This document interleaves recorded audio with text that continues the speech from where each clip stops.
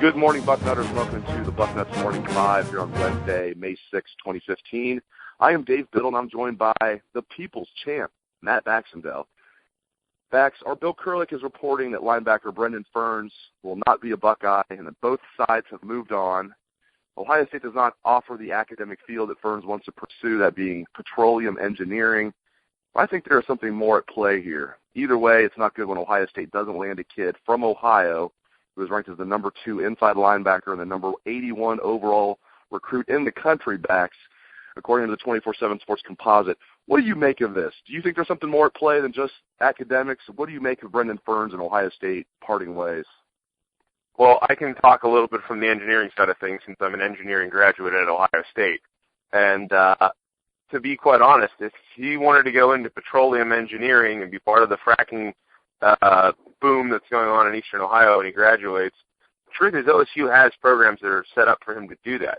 Now, his minor engineering degree wouldn't specifically be petroleum. That would be part of his master's process. But engineering in general usually requires a master's degree as you go forward in some of these advanced fields. So saying that Brendan Ferns couldn't major in civil or mechanical engineering with a specialty focus towards a master's degree in petroleum engineering after he's done with an undergrad at OSU, to me seems a little bit of a nice way out of a situation where maybe OSU staff decided they weren't as high on Ferns anymore. Maybe Ferns wanted a good reason to not attend the home state school, specifically after his brother turned down OSU too.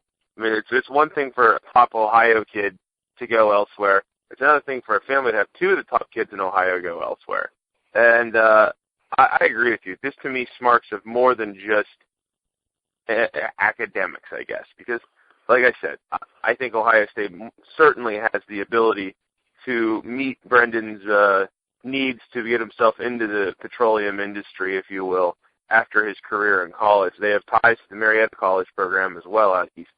So, if he ends up at a place like Penn State or West Virginia, to me, West Virginia's engineering program is nowhere near as good as OSU's. Let's be very blunt about that. Penn State's about on par. In the end, something else is going on here. I don't know whether it's backing off, or whether it's the Ferns family deciding to do something different. Maybe he wants to play with his brother who's now at West Virginia instead of Michigan. I just don't know. But I think this is more than just an academic thing, and the academic thing is a convenient way to save face for everyone involved. I think playing time could be a factor here. There's a rumor going around that the father is heavily involved. Again, this is just a rumor, and, Michael Ferns, who is at Michigan, sat the bench, and there's some talk that the father doesn't want to see his other son sit the bench at a different school. Now, they haven't, obviously Brendan hasn't committed to West Virginia, but it seems like the stars are aligning for him to do that. There'd be, theoretically an easier path to play right away. So I think playing time is a big factor here, Bax. Wouldn't surprise me either. This is also a guy who goes to a very small high school. Doesn't play against the number 1 D1 type of high school football talent that you see in Ohio across the board. I mean, where they're located in Eastern Ohio is not exactly a hotbed of big-time high school football. The Ferns brothers are kind of the exception to the rule from the area. It's not like they're from Akron or they're from Columbus or they're from Cleveland. It's one of those places that always seems to be producing a ton of D1 talent. Every major high school in a lot of those areas sends 3 to 5 kids a year to play college ball. It's a very different story where they're located. And if the father is involved, then that's certainly a big thing because, let's face it, if he goes to West Virginia, the perception is going to be it's going to be easier to get on the field for him. Now, I hate that argument because look where OSU was at linebacker 3 years ago. I mean, it was a complete nightmare. We were switching fullbacks over to the defensive side of the football. And while Ohio State's certainly fixed it since then, you can never really tell in 2-3 years what a depth chart's going to look like at a certain place. And honestly, if that's the situation too, where the kid is looking at OSU and maybe doesn't want to compete as much, then that's not a fit. The Ohio State staff has been very clear about everybody they're recruiting is that some people fit with what we're trying to do. And this has been something that's been happening since the day Urban Meyer came here, there have been certain kids who did not go to OSU. In fact, there were some kids in head-to-head recruiting battles that we lost at school up north early on that maybe necessarily weren't from Ohio, but were prospects both schools were chasing that didn't like the way OSU's staff was so hyper-competitive and like the more laid-back atmosphere like you saw under Brady Hoke. But here's the thing, a more laid-back atmosphere under Brady Hoke got you 5 wins and a coach fired. Urban Meyer's atmosphere got you an undefeated season, a near-undefeated season, and a national championship. I know which one I'd rather be a part of, but it's not for everyone, and the staff's very upfront about that. So maybe that's the truth, and the academic thing's a lot easier way of saying it than, oh, Brendan wants to play as a true freshman.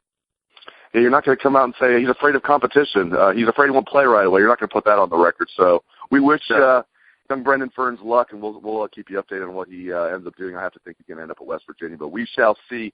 Also on the recruiting front, the Buckeyes picked up a commitment yesterday from the nation's #1 punter. He is Drew Chrisman from Cincinnati LaSalle. I love this. Some might say, oh, it's a punter. This is perfect timing. Cam Johnston has, at the most, 2 years left. There's talk he could leave early for the NFL after his junior year, which would be funny, a punter from Ohio State leaving early. There have been punters from other schools that have left early for the NFL, but it's never happened at Ohio State. But even if, let's say Cam Johnston sticks around for 2 years, then at the worst, Drew Chrisman will redshirt 1 year and then take over as the starter in 2017. And if Cam Johnston does leave early, boom, Drew Chrisman is going to take over right away as a true freshman in 2016 as opposed to taking over as a redshirt freshman in 2017. So I like this. I think it's great. Again, this isn't just a good punter that they got a commitment from backs. The #1 punter in the country. Urban Meyer spending a lot of time on special teams. They got the transfer from Duke, Jack Willoughby. He will not be on scholarship, but he will be the kickoff specialist. He will challenge Sean Nurnberger for the place-kicking duties, although I have to think Nurnberger's going to win that job. But the point is, even after a national championship, they are turning over all stones, looking for special teams guys, and they got a commitment. As expected, they got a commitment from Drew Chrisman yesterday, Bax. Yeah, and let's not forget, too, that this is the year after we signed the #1 long snapper in the country in Liam McCullough.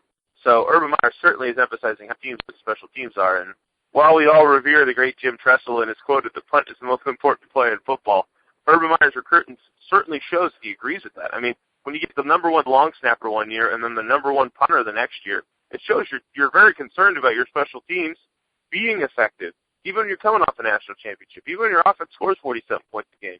This is team building. And while it doesn't usually get people as excited when they see, ooh, a 3-star punter, yay, #1 punter in the country. The kid is 6'4". Imagine how far he can kick the ball.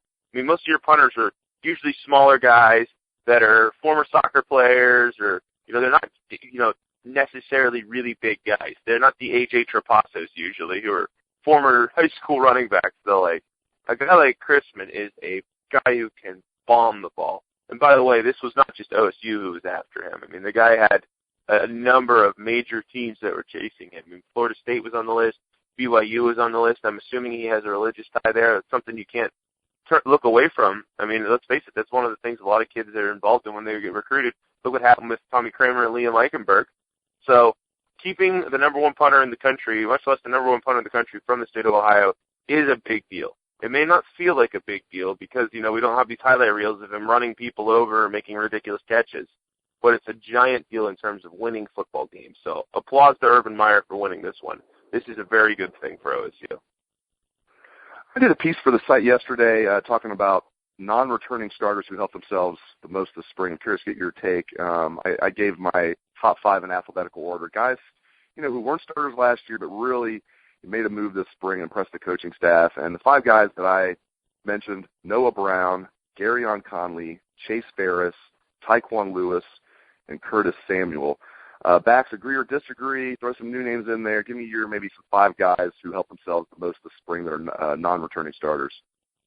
Well, I liked your list, Dave, but I was shocked you didn't put Sam Hubbard in there. Just very, very surprised, because Sam Hubbard, to me, was the biggest story coming out of spring football in a lot of ways among those non-starter players who were coming back.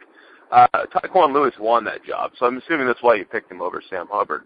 But on the other hand, Sam Hubbard was extremely impressive during the spring game. We heard nothing but good things about him.